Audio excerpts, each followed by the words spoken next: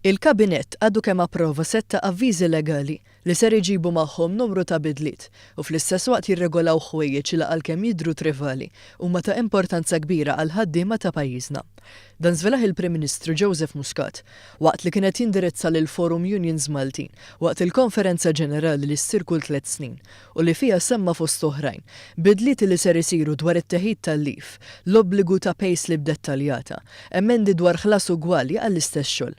B'referenza għal kummissjoni dwar il-paga minima, il-Prim Ministru semma li fil-futur qrib ser inkunu qegħdin naraw bajnejna r-riżultati. Semma kif minkejja li Gvern Laburista żied il-paga minima, hemm qbil komuni dwar mekkaniżmu li ser iservi ta' kejl sabiex tkun tista' tiżdied il-paga minima. Dottor Muscat semma kif minkejja li r-relazzjonijiet industrijali huma tajbin, jeħtieġ li jkun hawn kunsill trade unjonistiku kompost mill-konfederazzjonijiet kollha ħalli bekk iwassal għal qbil fid-dialogu soċjali f'pajjiżna.